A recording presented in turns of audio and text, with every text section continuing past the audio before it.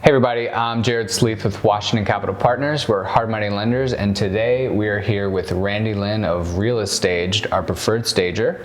And Randy Lynn, can you tell us a little bit about Realestaged and how you got started? Yes, thank you for having me today. I really appreciate it. So we are Realestaged. We are based in Baltimore, but we service all of Maryland, DC, and parts of Virginia. And I guess my background, I have a degree in interior design and marketing from Radford University. That's where I got kind of my background and love for design. And then when I moved to Maryland, I worked for two of the larger real estate companies in the area doing staging. And I kind of just decided to take it out on my own. And so for the last 4 years, we've been really hitting the pavement and going after a lot of new clients. And we are now at a point where we're doing about 500 to 600 stagings a year. Wow. Yes, that's a lot. It's been exciting. Most of our business is actually 94% of our business is investors. Okay. So we have a ton of return clients, and we do so much with rehabbers in the area. Mm-hmm. And we've kind of become part of their system. Mm-hmm. And so it creates the ability for them to just continue to rehab, knowing that on this end we got it. We're holding down the fort. Right. So it's been a lot of fun. That's really great. Yeah. We've noticed also in the last couple years, staging has become more of a thing now. And so with HGTV helping us out and all of that, we've really been able to grow and help become part of the real estate industry. Very, very nice. Yeah. Congratulations. Thank you. On your success. Thank you. So when you start to work with a new client, yes, what are you looking to accomplish for them? So the biggest thing with staging is obviously people hire us to make their home show better, mm-hmm. to sell it for more money and for faster. And so our goal is to create an environment and a space when potential buyers walk through that they fall in love and they can see their families living there, they can see themselves and their partner living, their dog running around. So our goal is to, when buyers open the door, they feel relaxed and just excited to see the rest of the house. And so that first impression is massive for us as home stagers. Mm-hmm. And obviously rehabbers are in the business to make money, mm-hmm. as well. So although we love being to showcase the property, they also need to make money. So we've noticed this past year's numbers just came out. 46% of selling agents have said that houses sell for more money, and 56% say that they sell in half the time. Wow. So from a statistics standpoint, spending that extra money on staging to just finish the job, mm-hmm. it really is a huge return on your investment. Yeah, it sounds like it. Yeah, it is. I would think that an investor would definitely want to consider those kinds of statistics. Absolutely. Because, obviously we're all here to make a profit. So, yes. It sounds like a good way to do it, and something you might forget or not consider to do. Yes. So, as an investor that's looking into staging for the first time, yes, what are some things that they can or they should look for to find a good stager? So it's kind of just like any type of job interview, I guess. There are hundreds of us stagers that we call stagers out there. Yeah. I think the biggest thing is really doing your due diligence on their brand, their style, their testimonials, past clients, and just really kind of delving into their vibe online. A lot of times I'm not a stager for everyone. I would like to be, mm-hmm. but some people's styles may just coincide a little bit with mine, and they don't click as well, as we're very like monochromatic and like that fresh, updated vibe.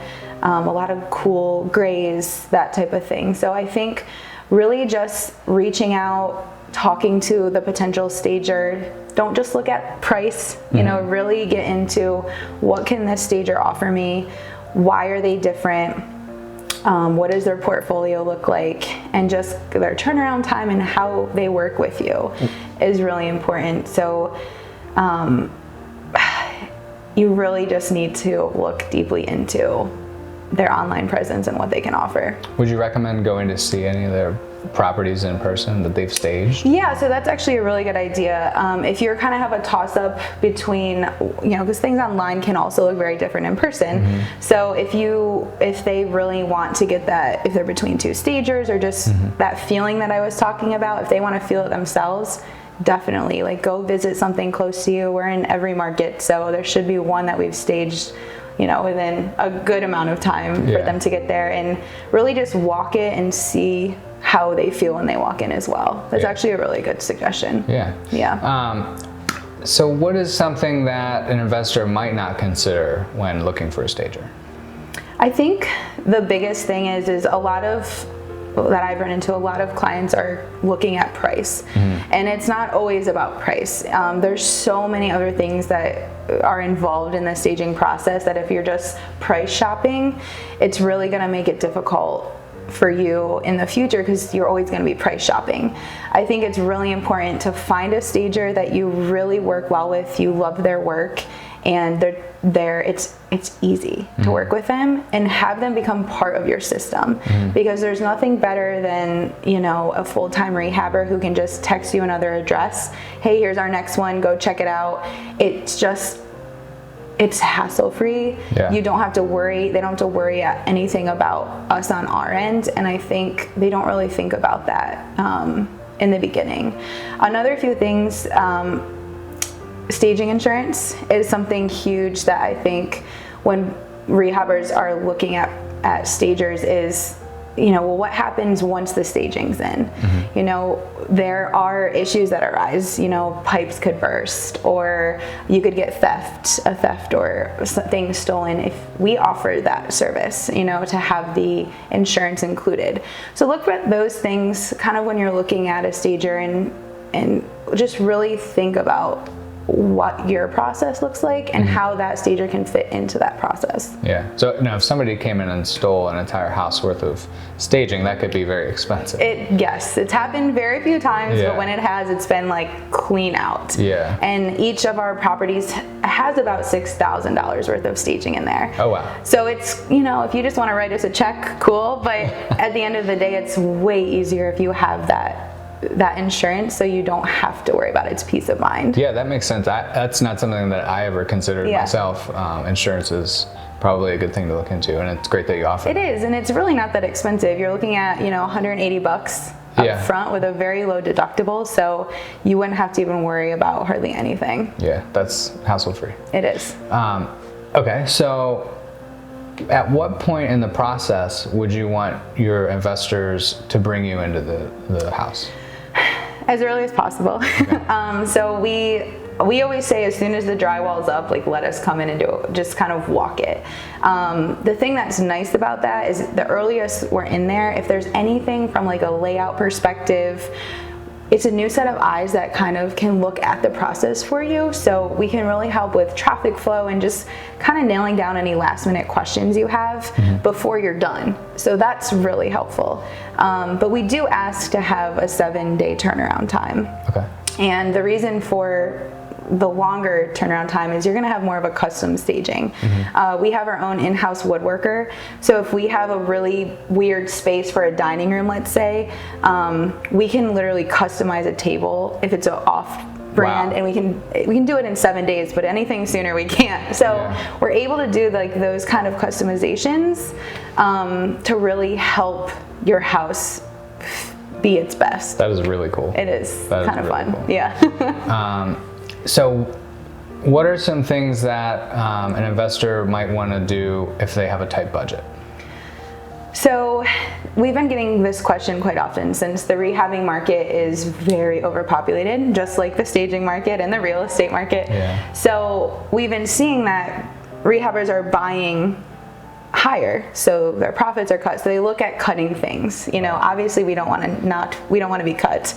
But the biggest thing is, I don't think a master bedroom needs to be staged. So if you're looking at saving, $400 or $500, I really think that first impression of, main level areas, I think is really important to keep in the budget.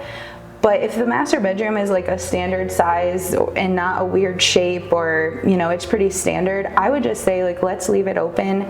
The buyers can imagine their dressers and bed and everything in there, and then we would just do those main level areas that buyers will really fall in love with when they walk through. Okay, that makes sense. Yeah. Are there any situations where you would recommend not staging?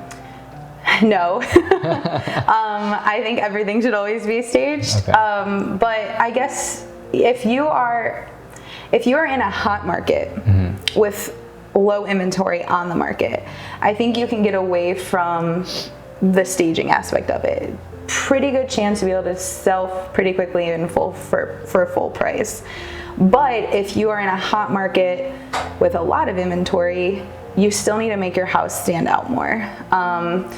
With the new, statistics that came in, even if you are like the only house in a hot market, you may be able to push the market pricing a little bit if you do stage. So if you're like, wanting 10 to 15 extra thousand, and that's a huge difference for a, $1,000 to $2,000 investment. Right. So I think it's still worth your time to just build it into your budget.